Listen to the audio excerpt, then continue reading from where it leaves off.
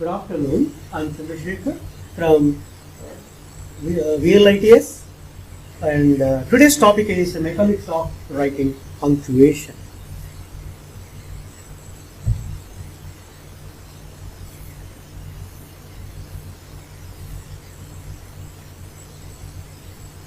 Punctuation is important in our writing, as it is important when you are traveling on road.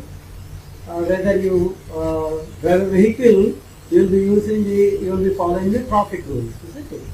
There are three kinds of signals you have it: red, orange, green. Red means stop, orange means start, green means go ahead.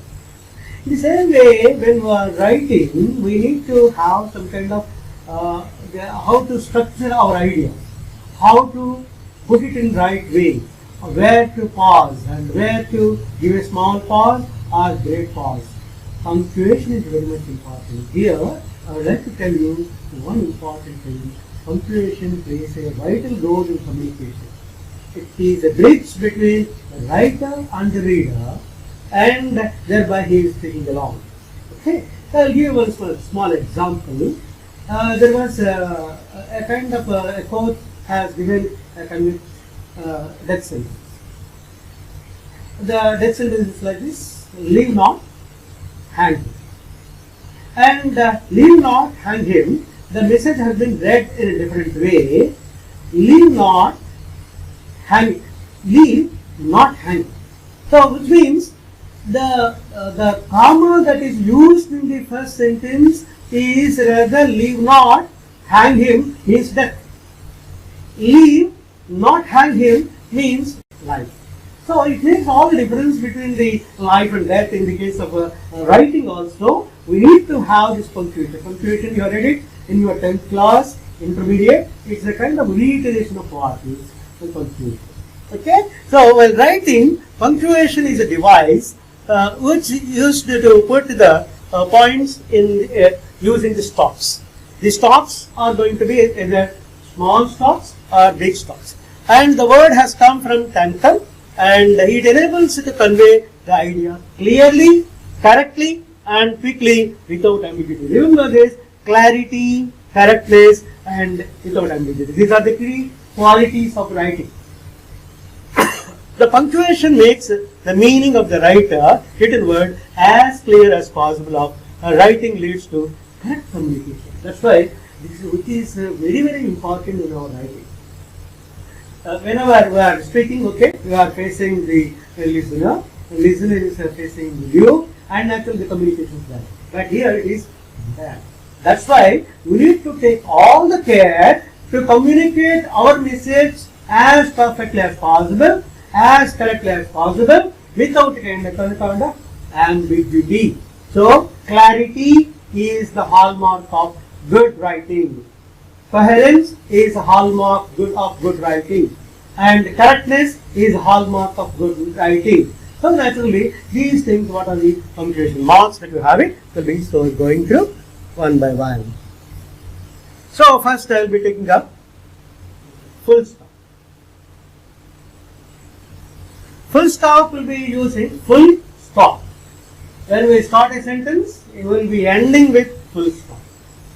We start the sentence with a capital letter, and what is a statement? It is ending with a sentence, and naturally it is ending with a full stop. Here let's see this. Padma sings sweetly. Open the door. Open the door is an order, and Padma sings sweetly is a statement. Padma is the subject, sings is the verb, and sweetly or beautifully he sings. So there it is ending the message. That's why it is used here as a full stop. Open the door is an order, and a teacher is ordering the student, or the master is ordering the servant. Naturally, it is open the door. It is ending with full stop. The full stop is used to mark the abbreviation. Remember, whenever we are writing, sometimes we don't repeat all the things elaborately. We'll be using abbreviations. Abbreviations, they are short forms. For example, MSc is Master of Sciences. USA, United States of America, and USSR, United States of Russia, UAE, United Arab Emirates, and UNO, United Nations Organization, UNESCO, like that. WHO is the World Health Organization. All these abbreviations, they need to have a full stop. Observe this, after each letter you have the abbreviation, a full stop. That shows it is an abbreviation. There are also, we use acronyms. Acronyms means in one breath space we will be using that word. For example, A. A is All India Radio. In the same way, I got SHA, I got HAIL, I got GAIL, Gas Authority of India Limited, SAIL, Steel Authority of India Limited, HAL, Hindustan Aeronautics Limited, SHAR, like that. These in one breath space we are using it. Thereby, please observe carefully. Here there are no full stop. Whereas here we have got full stop. For example, AM, anti-meridian, PM, post-meridian, and PM is postmaster or prime minister, Italy. Or in the same way, AP means Arunachal Pradesh. Okay. So like this, you have got the abbreviations, a number of abbreviations we use day to day, and in that case, it is better to use it, and when you are using, consciously use this. See here, Dr. K.L. Rao, K. Lakshman Rao, Doctor is a degree, and K.L. Rao in degree. IAS, cadets, Indian Administrative Services, IPS, Indian Police Service, IFS, Indian Foreign Service, IIFS, Indian Forest Service. Like that, whenever we are using the abbreviations, remember, we need to use the full stop. IE, that is. Okay, PTO. Whenever you are writing examination, you say, so at the end of it, PTO, please turn over. So naturally, so you are requesting the person to continue it. So like that, these are the abbreviations we use it. So whenever we are using abbreviations, remember, consciously, you need to use full stop in between. And here, the acronyms I have given, OPEC, WHO, UNESCO. Okay? So here, avoid using full stops at the end of some abbreviations like Mr. and Mrs. So these are the titles. That's why we don't use it. So for men folk, we use Mr. and Mrs. This was old fashioned. Nowadays, as men folk use the Mr., they have the system of using MS instead of MRS. Because they don't want to reveal whether they are married or spinster. Okay, like that. So let us see the full stop. The full stop represents the longest pause. Means once you are writing, full stop represents longest pause. Pause means you need to stop somewhere, sometime, more time. A sentence begins with a capital letter and ends with a full stop. And the full stop marks the end of assertive sentence. Just now I said to you, statements. Raha sings beautifully. Okay, so open the door. In that case, here is an imperative sentence, and here we are using this. Okay, then let's make a move to the next one. Okay, then it is about, okay, this is about the comma. Full stop is a long pause at the end of a sentence, is the end mark, and the comma is a shortest pause. Pause means okay. It is used to separate items. A list of words, a list of items when you are using, then naturally you need to give a pause. For example, Dharmaraj, Bhima, Arjuna, Nakula, and Sahadeva are ideal names. So the list of the brothers are the names are there. So don't go on rushing, and after each his name you are giving a pause. Dharmaraj, Bhima, Arjuna, Nakula, and Sahadeva were ideal brothers. Even the tone of it is different. Here it is a rising tone, and when it is coming, the end tone. Even that you must be conscious. Caesar came, saw, and conquered. Caesar was a great warrior, a great king, and he conquered many lands. So wherever he has gone, he was successful. When the teacher enters, this is a beautiful sentence. When the teacher enters, the boy stands. So it has two parts. So one is, for example, the main clause is the boys stand up. And when they do stand up, when the teacher enters. So naturally, when is referring to the time. Time. To separate the main clause from the subordinate clause, here it is an adverbial clause of time. That's why here it is used. And he is, after all, a good boy. He is, after all, a good boy. Very nice. After all, giving a good statement, a good boy. To separate noun and noun phrase. Noun means one word. Noun phrase means a group of words. Remember this. And Gandhi, the Mahatma, wrote short poems. Or father of nation, Gandhi, the Mahatma. There will be many Gandhis. But here we are referring to one Gandhi, Mahatma, and wrote short poems. So there is a gap here. Here you see, you have after Gandhi there is a comma, after Mahatma there is a comma, and ending with full stop. To separate each pair of words connected, for example, Hamlet was at once majestic and modest, powerful and helpless, scholarly and skeptical, reflective and active, diplomatic and philosophical. All these contradictory things, isn't it? Hamlet is a longest play ever written by Shakespeare, and here he is contradictory characters that he is having it. You see, he is majestic because he is son of a monarch, a king, and modest, very very humble, very, and powerful and helpless. He is very powerful because he is being the son of the king, the monarch, and naturally, but he is helpless. He can't do anything, and he is waiting. Scholarly but skeptical. And whatever he is speaking, he has some kind of suggestion in his speaking. And reflective and active, diplomatic and philosophical. How beautiful it is. You must read this particular play. You must enjoy reading it. How the world is there and how the kind of trouble he has faced it to take revenge on the murderers of his own father, his own uncle Claudius. It's a wonderful play. You must read.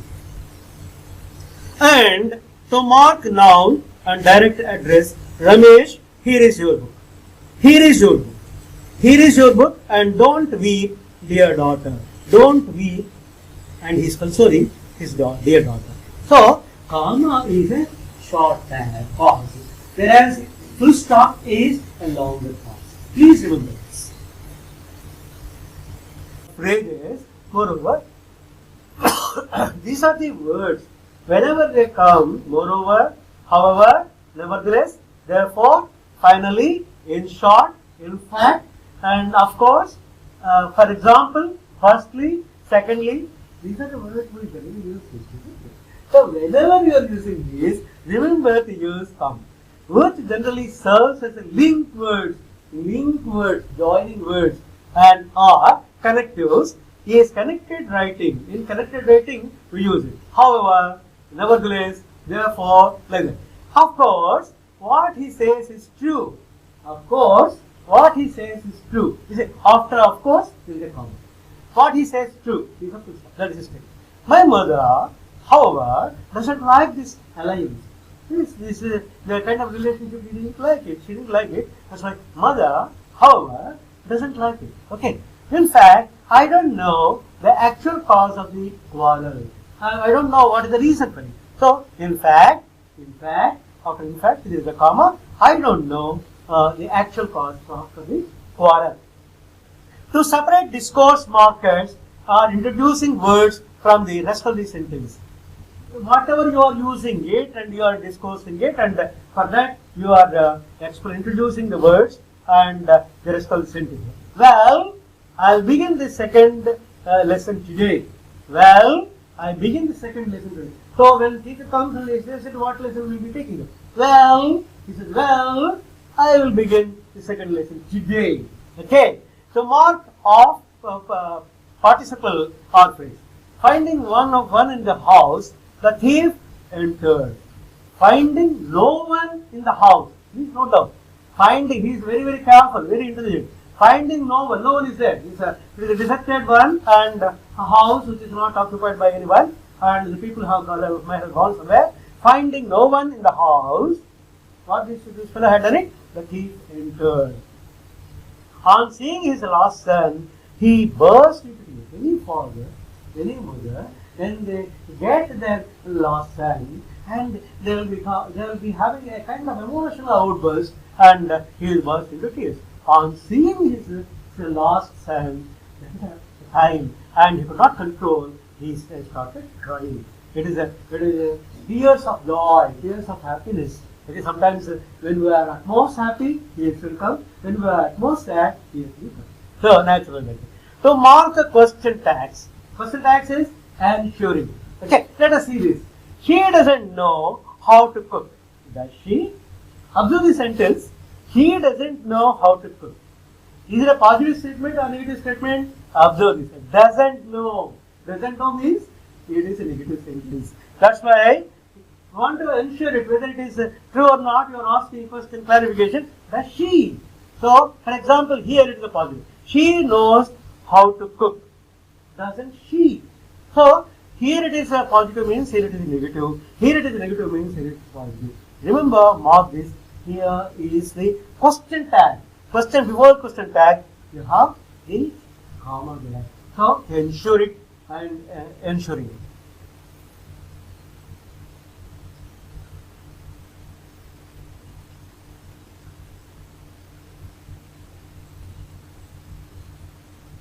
Okay.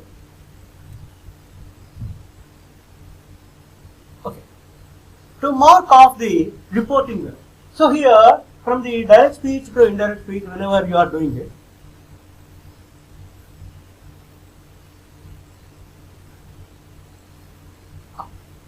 comma, okay, that we had done it, and okay.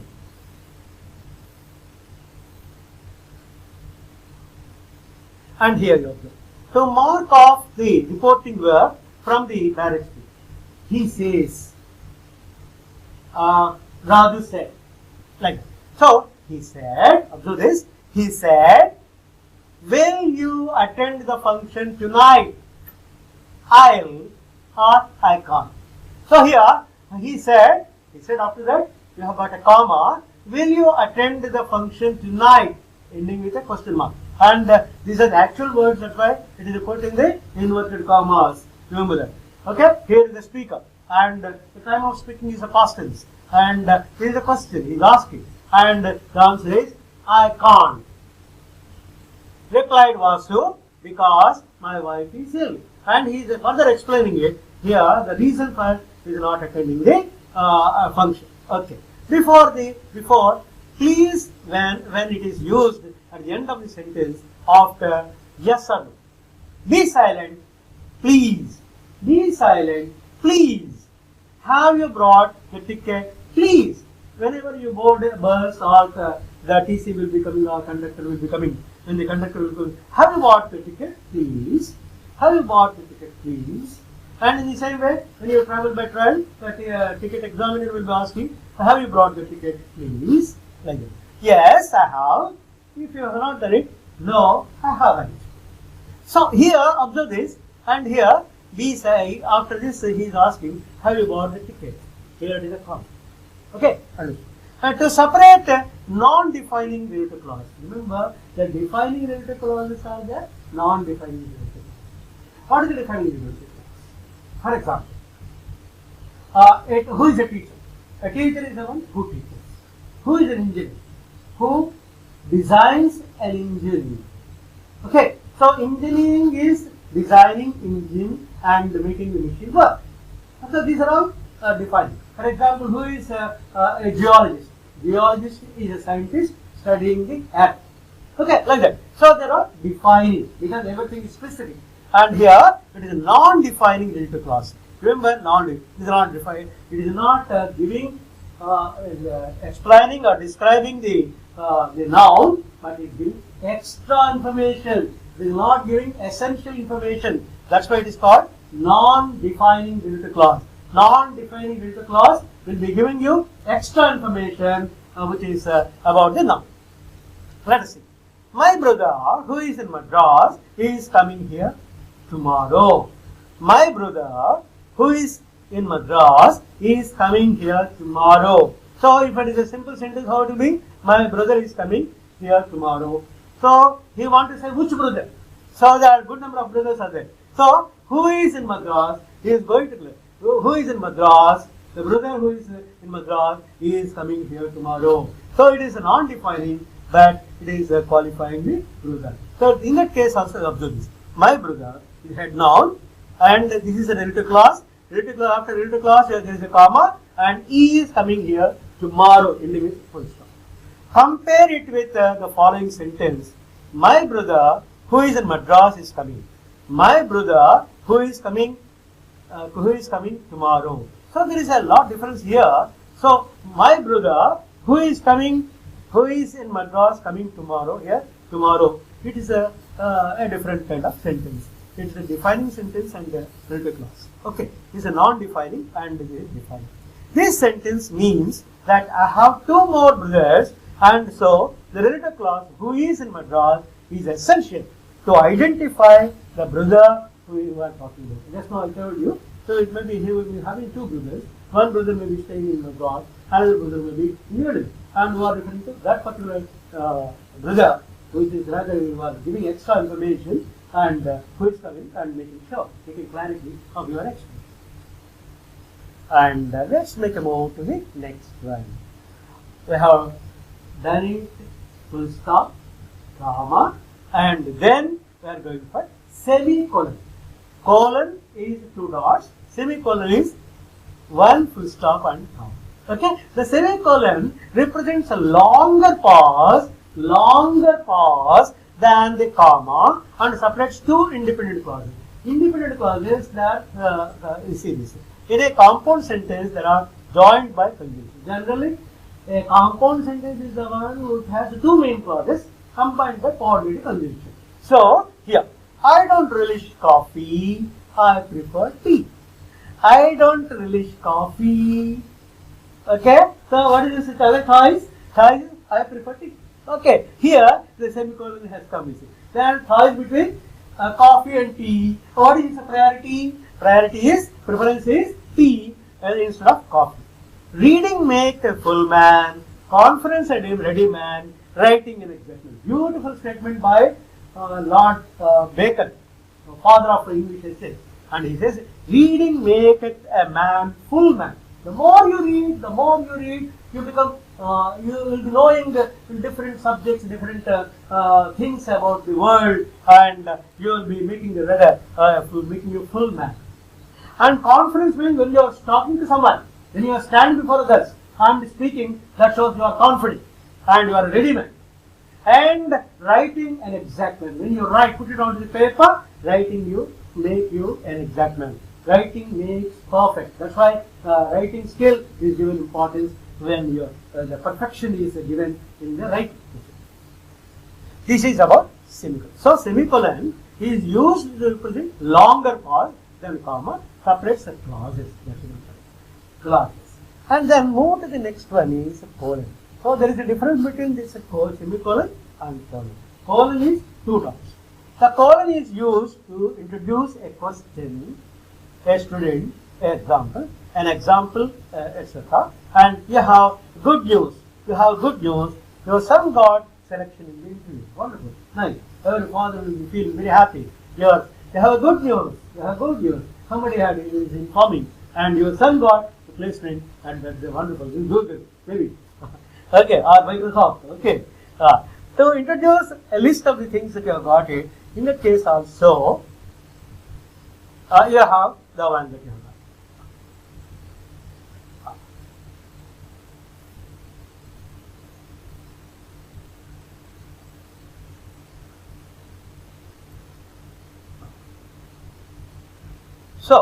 So here a list of the things is given. What are the list of the things that we have it? Okay, is called. So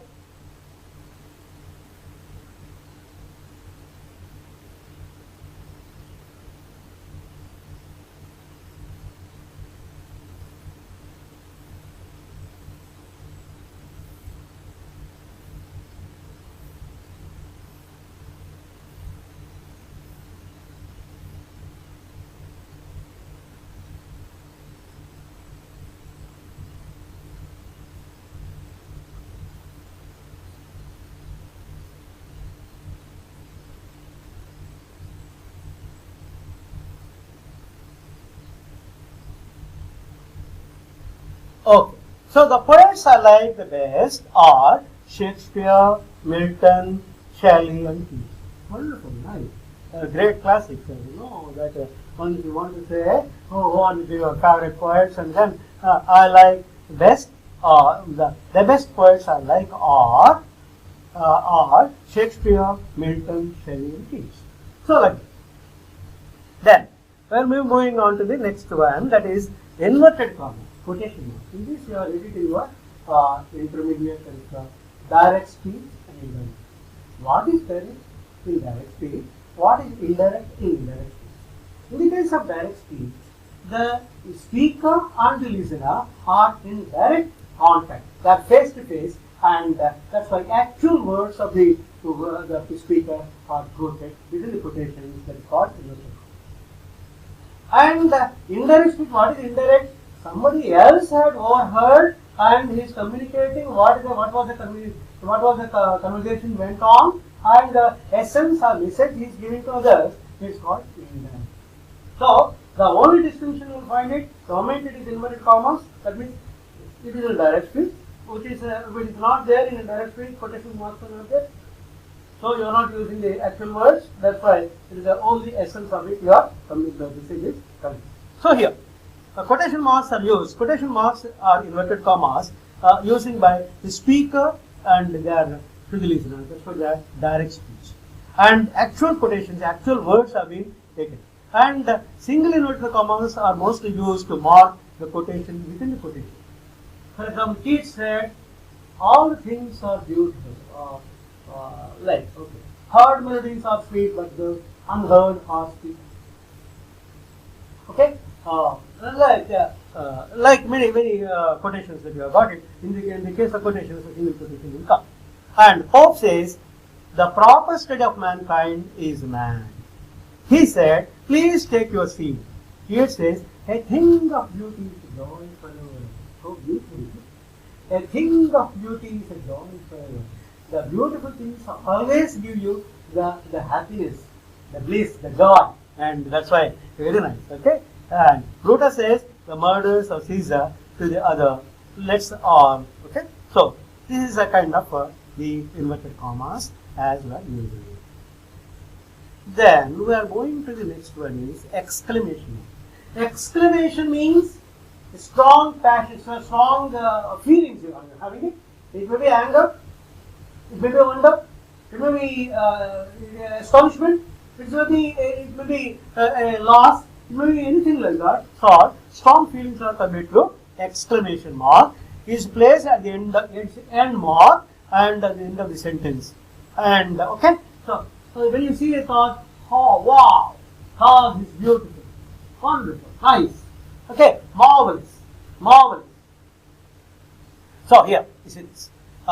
You see here, you are expressing your surprise, anger, joy, or sorrow. Alas, you lost election. Trump has lost election. Alas, Trump has lost election. So, the second some kind of feeling that you got it and you convey it. Okay. Get out. Don't show me your face. Maybe angry. Okay. Somebody is angry and they give it. And what a chill weather it is. Bit biting cold sometimes. The winter is coming, and naturally it's biting cold, and your hands and everything will be almost like a frozen state, and you feel numbness in your hands, and you say that what a chill weather. Okay, chill weather. How beautiful this thing. You say that when you go to Araku, you see beautiful nature. How beautiful it is. Nature is beautiful and bountiful. Okay, like that, whenever when you see and express your strong feelings, then you use this exclamation mark to convey your message, your feelings. And then dash, small dash. A dash is used to show a sudden break or of change of thought. If my husband were alive, why lament on the past? So naturally, when he is alive, why to think of the past and why to comment about? I have not done any homework, sir. He said, why headache? So the teacher himself asked him, what is the reason? Why did you do the homework? And is it headache? He said, how beautiful. He said, there is no verb in there. And the beauty is, why Hey, that's all. Okay, asked to the teacher, a single dash shows the abrupt pause, a feeling of hesitation of the thought. So, whenever you have a hesitation, people use a small dash there so that that conveys indecision. Then comes the hyphen. Hyphen is whenever a compound word is there, two words you are joining, they are called compound words, and there you use a short one, that's a hyphen. A hyphen is a shorter form of than the dash. It is used to connect the parts of speech.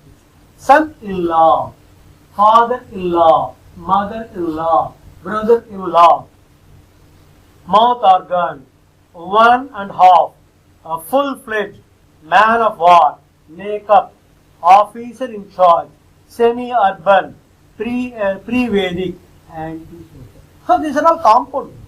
They have got two entities. These two entities are joined by small dash. That's why that suggests the compound words.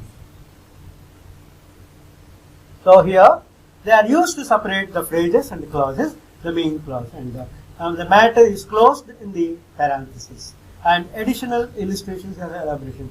The necklace cost 50,000, and the explanation he is giving. What is this 50,000 cost, including taxes? Nowadays, whatever you buy, you need to pay GST. GST is including or not excluding, and here including. That's it.